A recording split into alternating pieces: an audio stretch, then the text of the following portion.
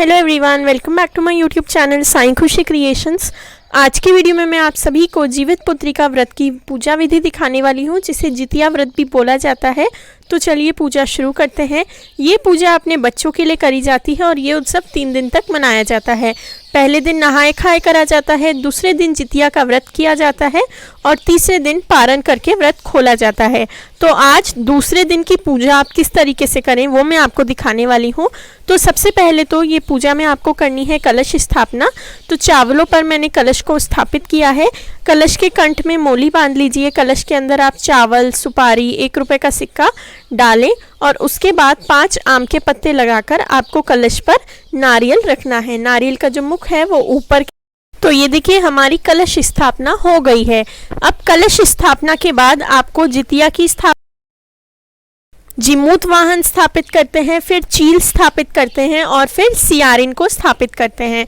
तो मैंने यहाँ पर मिट्टी की मूर्तियां बनाई हैं। अब आपको इन्हें किन पर विराजित करना है, तो तोरी के पत्ते अगर आपको मिल जाएं तो तोरी के पत्तों पर ही आप इन्हें विराजित करें। अब कई बार तोरी के पत्ते नहीं मिल पाते हैं, तो उस स्थिति में आपको क्या करना है, तोरी के पत्तों की जगह आप किसी भी बेल वाली सब्जी के पत्ते, जो सब्जियां बेल पर उगती हैं जैसे परवल है, तोरी, लौकी और बीन्स, इनमें से किसी के भी पत्ते आप ले सकते हैं। तो मैंने यहाँ पर परवल के पत्ते लिए हैं। तो आपको जो पत्तियाँ बेल पर उगती हैं उनके पत्ते आप ले सकते हैं। तोरी के मिल जाएं तो बहुत अच्छी बात है। तो जिमूत वाहन, चील और सियारिन के बाद यहाँ मैंने गौर गणपति की स्थापना करी है, गौरी गणेश की स्थापना करी है। साथ ही साथ जीवित पुत्रिका व्रत कथा की अगर आपके पास किताब हो तो किताब को भी आप रख लें। अब मैं सबसे पहले जो है गौरी गणेश का पूजन करूँगी। तो गौरी गणेश को हम सबसे पहले जल से स्नान कराएंगे। उसके बाद हम उन्हें चंदन, रोली, चावल, कुमकुम, सिंदूर सब कुछ अर्पित करेंगे। तो माता गौरी को, भगवान गणपति को हम ये सब कुछ अर्पित करेंगे। गणेश जी का और गौरी माता का दोनों का पूजन करेंगे। तो इस पूजा में मिट्टी से जो है मूर्तियाँ बनाई जाती हैं। अगर मिट्टी की मूर्तियाँ आप नहीं बना पा रहे हैं तो जो फोटो है किताब के अंदर, किताब की फ़ोटो की भी आप पूजा कर सकते हैं। और आप अगर नदी के तट पर जा रहे हैं तो वहाँ से ही थोड़ी सी मिट्टी लेकर ये सब मूर्तियाँ बना सकते हैं। साथ ही साथ आप गौरी गणपति भी मिट्टी से ही बनाकर उनकी पूजा कर सकते हैं। तो चावल चढ़ाने के बाद मैंने वस्त्रों के रूप में मोली, फूल अर्पित करा है भगवान को। आप इत्र चाहें तो वो भी चढ़ा सकते हैं। अब मैंने पूजा में दीपक चास कर रख लिया है। भगवान को धूप दीप दिखाएंगे, दीपक का भी पूजन करेंगे। दीपक पर हम हल्दी, रोली, चावल, सिंदूर और फूल चढ़ाकर हमारे दीपक का जो है पूजन कर लेंगे। तो इस तरीके से आपको गौरी गणपति के पूजन के बाद या पहले जब भी आप चाहें आपको दीपक का पूजन कर लेना है। दीपक का पूजन करने के बाद अब हम हमारे कलश का पूजन और जो हमने हमारी 3 मुख्य मूर्तियां बनाई हैं उनका पूजन करेंगे। तो इस तरीके से जल का छींटा देकर सबको सबसे पहले हम स्नान करा लेंगे। स्नान कराने के बाद अगर आप कलश स्थापना नहीं भी कर रहे हैं तो कोई बात नहीं, आप सिर्फ अपनी तीनों मूर्तियों को रखकर अपनी पूजा कर सकते हैं। तो सबसे पहले स्नान कराएंगे, फिर कलश पर हम रोली, चावल, सिंदूर, कुमकुम अर्पित करेंगे। उसके बाद हम हमारे कलश पर जो है फूल चढ़ाएंगे। तो ये देखिए मैंने कलश पर फूल भी चढ़ा दी। ये पूजा मुख्य रूप से अपने बच्चों के लिए करी जाती है। तो आप चाहें तो पूजा में अपने साथ अपने बच्चों को भी ज़रूर से बिठाएं। साथ ही साथ जितिया का धागा बनाया जाता है, वो धागा भी आपको अपनी पूजा में ज़रूर से रखना है। अभी मैं आगे आपको उस धागे का पूजन भी बताऊंगी। तो ये देखिए मैंने सबको तिलक कर लिया है। अब हम सबको सिंदूर का तिलक भी कर लेंगे।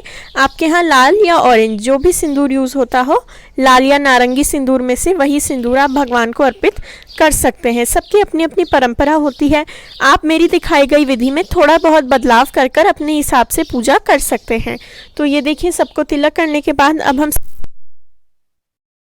तो चावल अर्पित करने के बाद अब हम के रूप में मोली चढ़ाएंगे।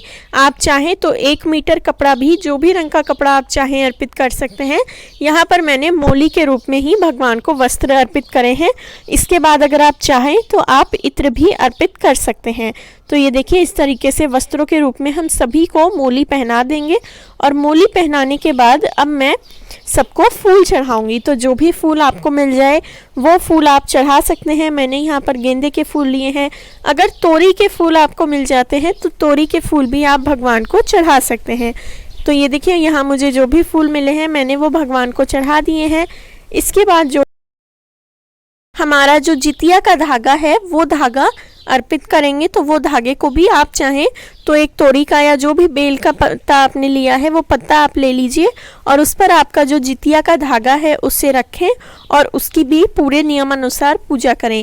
अपने जितिया के धागे पर आप रोली, चावल, सिंदूर, फूल चढ़ाएं और उसके बाद ही आप उसे धारण करें।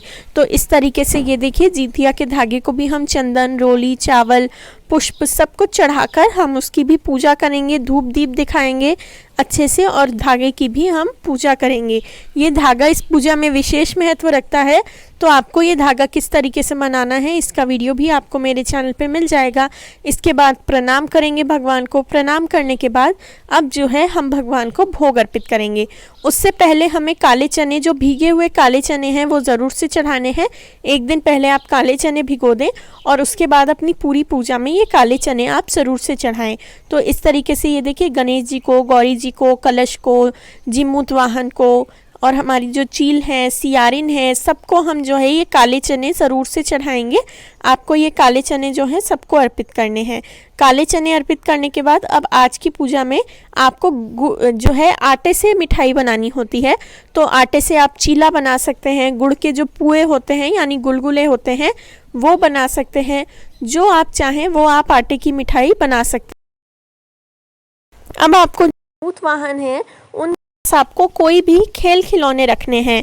तो ये पूजा जैसा मैंने आपको बताया बच्चों के लिए करी जाती है, तो आपको खेल खिलौने ज़रूर से रखने हैं। अब जो आपकी पूजा की किताब है उनका भी आपको पूजन करना है।